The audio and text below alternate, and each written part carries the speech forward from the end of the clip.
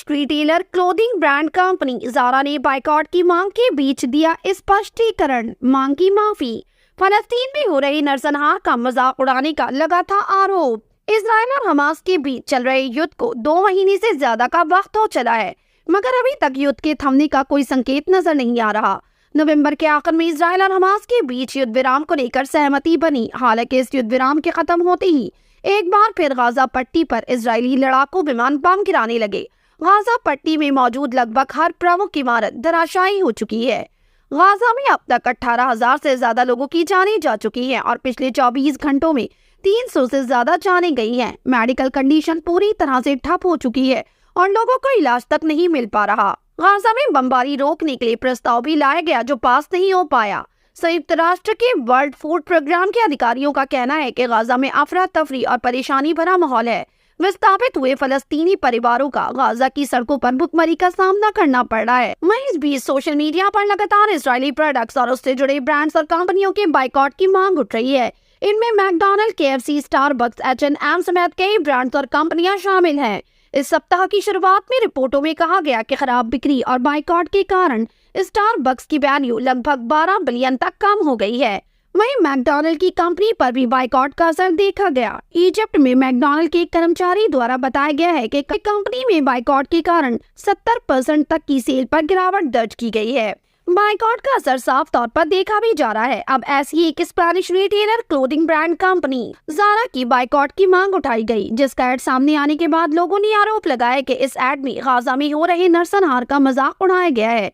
Social media पर लोगों का आरोप है कि इस ऐड में कफन में लिपटी डेड बॉडीज जैसे बिखरे हुए चित्र दिखाए गए हैं, जिसमें चट्टानी, मलबा और एक कार्डबोर्ड की तरह कटआउट भी है जो फलस्तीन में हो रही तबाही जैसे हैं। सोशल मीडिया पर क्लोथिंग ब्रांड कंपनी ज़ारा की भी जमकर बाइकॉट की मांग की गई। यही नहीं, जर्मनी में बाकायदा इस कंपनी के खिलाफ प्रोटेस्ट तक किया गया है।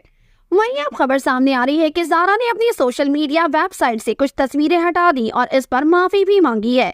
ज़ारा द्वारा पोस्ट में लिखा गया है कि इस अभियान की कल्पना जुलाई में की गई थी और सितंबर में इसकी तस्वीरें खींची गईं और इजराइल हमास युद्ध 7 अक्टूबर को शुरू हुआ है। ज़ारा ने कहा कि तस्वीरें एक स्टूडियो में अधूरी मूर्तियों का प्रतिनिधित्व करने के लिए थीं और इसे आर्टिस्टिक ढंग से प्रदर्शित करने के लिए बनाई गई थी। कंपनी ने आगे लिखा, दुर्भाग्य से कुछ कस्टमर्स को इन छवियों में दुख महसूस हुआ तो इन्हें अब हटा दिया गया है। उन्होंने कुछ ऐसा देखा जो उनके बनाए गए मकसद से बहुत दूर था। ज़ारा को उस गलतफहमी पर पछतावा है और हम सभी के प्रति अपने गहरे सम्मान की पुष्टि करते हैं। लेकिन ज़ारा द्वारा दिए गए ये स्पष्टीकरण भी लोगों को पसंद नहीं आ रहा और लोग अब भी लगातार इसकी बाइकॉट की मांग करते नजर आ रहे हैं। एक यूजर ने जर्मनी में हुई ज़ारा के खिलाफ प्रोटेस्ट की वीडियो क्लिप शेयर करते हुए लिखा, जर्मनी से वीडियो। जब आप किसी नरसंहार का मजाक उड़ाने वाला अभियान बनाते हैं तो ऐसा ही होता है। आपको अपने मार्केटिंग अभियान के लिए नरसंहार का मजाक उड़ाने के लिए प्रतिक्रिया मिलनी तय है। ये तो बस एक शुरुआत है, दुनिया थोड़ी जाग रही है। एक और यूजर ने जर्मनी में हुई इस प्रोटेस्ट की कुछ तस्वीरें शेयर करते हुए लिखा, जर्मनी में ज़ारा ब्रांच में विरोध प्रदर्शन। भाइयों और बहनों ने ज़ारा के कुतस्त अभियान के बारे में जागरूकता फैलाई। गाजा में मृत फलस्तीनियों का मजाक उड़ाने का लक्ष्य। तो रिया नाम के एक यूजर ने लिखा, किसने कहा कि बहिष्कार का उन पर कोई असर नहीं होगा, इस ब्रांड को दोबारा ना खरीदें। एक यूजर लिखते हैं, मुख्य डिजाइनर ने पहले ही कहा था कि हम ये निष्कर्ष निकाल सकते हैं कि पोस्ट जानबूझकर प्रकाशित की गई है। एक यूजर ने लिखा, मैकडॉनल्ड ने बिल्कुल यही किया। वो हमें विश्वास दिलाते हैं कि ये एक एरर है, लेकिन ये उकसावे की कार्रवाई है। बेहतर दुनिया के लिए इन ब्रांडों का बहिष्कार करें। ज़ारा द्वारा दिए गए इस स्पष्टीकरण पर लोगों की इस बाइकॉट की मांग को आप कैसे देखते हैं? अपनी राय कमेंट सेक्शन में जरूर दिए। हमारे चैनल को सब्सक्राइब करें, बेल आइकन प्रेस करें ताकि देश दुनिया से जुड़ी तमाम वायरल खबरें हम आप तक पहुंचाते रहें।